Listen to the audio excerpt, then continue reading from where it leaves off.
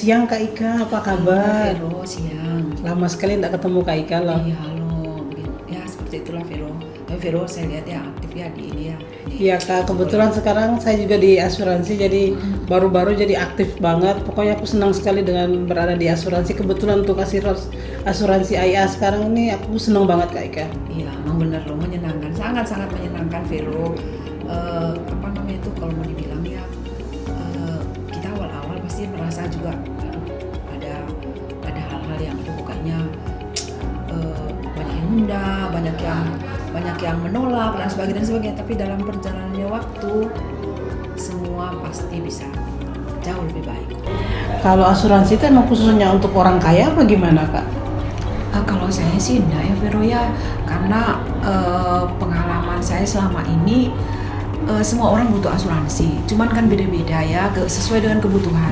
Kebutuhan itu ada yang contoh, ada yang bilang saya mau pakai, kayak dulu kan terkenal asuransi untuk anak-anak sekolah pendidikan ya, kemudian ada yang untuk kesehatan, kemudian ada juga yang lagi rame sekarang kan pada ambil untuk warisan, karena kan asuransi kan memang warisannya pasti, itu udah pasti. Kalau di tempat lain kan maksudnya kalau kita berinvestasi di tempat lain kan pasti ada syarat dan ketentuan yang berlaku. Contohnya gini, apa namanya itu, kalau kita mau misalnya properti itu kan, misalnya orang butuh uang saat itu kan belum tentu nih hari ini kita jual, hari ini juga laku kan belum tentu itu.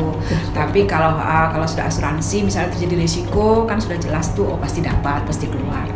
Contoh kalau mau dibilang hanya untuk kalangan tertentu saja yang perlu asuransi, menurut saya sih tidak.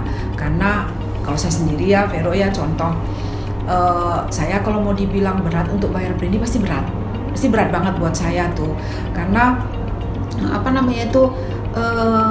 kebutuhan lain juga masih ada, tapi kan di satu sisi kita juga perlu memproteksi untuk kesehatan. Ya, betul. Yang saya pikirkan kalau saya misalnya sebagai seorang agen asuransi yang menginformasikan betapa pentingnya kesehatan, asuransi untuk kesehatan, untuk asuransi kesehatan yang di cover, saya ngomong tentang itu semua.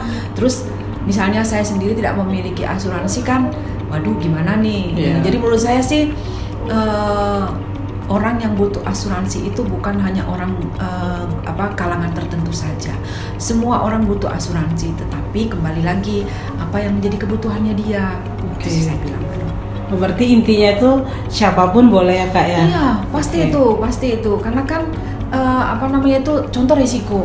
Kan nggak ada, orang sakit kan nggak ada milih-milih. Oh ada yang misalnya, dia orang kaya lantas dia sakit. Kalau dia orang nggak punya, dari kalangan lain misalnya, minta maaf misalnya dari kalangan ekonomi bawah misalnya, kan nggak ada tuh sakit milih-milih. Nggak ada yang bilang, oh dia di sini sakitnya begini, oh sakitnya begini. Kalau saya sakitnya bilang nggak ada ketentuan. Jadi siapapun sakit. Nah hanya kembali lagi bagus kok saat ini beberapa fasilitas kesehatan yang dimiliki oleh pemerintah tuh bagus banget menurut saya, sangat-sangat bagus. Tetapi bagus juga untuk melengkapi ya asuransi. Kalau orang yang saat ini mungkin belum bisa memilih asuransi yang misalnya kesehatan kan pasti ya preminya ya, preminya itu udah pasti ya, kita udah tahu sendiri kan berapa preminya. Tetapi pasti untuk melengkapi.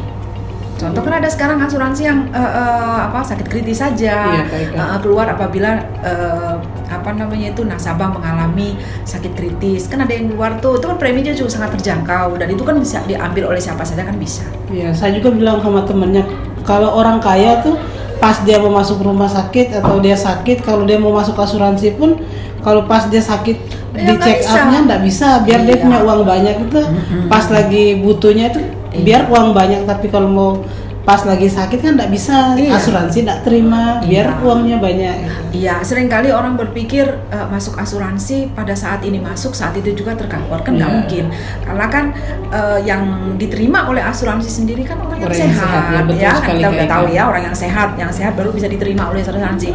Karena kalau udah sakit, berapapun premi yang diminta, premi yang dia mau bayar, sekalipun banyak besar, udah pasti asuransi nggak akan bisa terima, nggak akan bisa di cover.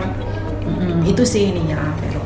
Jadi pokoknya intinya kalau masuk di asuransi itu masih sehat dan Iya, itu pasti itu Iya. ya masih sehat karena kan kembali lagi fungsi asuransi itu kan menggantikan apa namanya itu apa yang tidak pernah kita ketahui terjadi. Ya, Risiko-risiko yang terjadi ada dua hal, 2R ya yang terjadi dalam hidup kita. Yang satu risiko, yang kedua rezeki. Iya. Kan kita nggak pernah tahu tuh risiko dan rezeki kan kapan datangnya kita nggak pernah tahu. Iya, betul, Risiko juga betul. kita nggak pernah tahu kapan datangnya, rezeki pun demikian kita nggak pernah tahu datangnya. Tugas kita dan ini kita kan apa namanya itu tugas kita hanya melakukan aktivitas, melakukan bagian kita sebagai seorang agen asuransi, menginformasikan kepada banyak orang bahwa asuransi itu banyak rupanya, kita sesuaikan dengan kebutuhan mereka. Itu aja sih. Berarti dari sekarang Kak, semua orang tuh harus perlu dan penting untuk masuk asuransi. Iya, tugas kita sebagai seorang agen, kita menginformasikan dan mengedukasi masyarakat di luar sana untuk memahami betapa pentingnya memiliki asuransi sejak dini. Ya. Iya, ya. Oke, ya udah makasih Kak Ika ya. Sama-sama. informasinya. Ya, makasih ya Vero. Oke.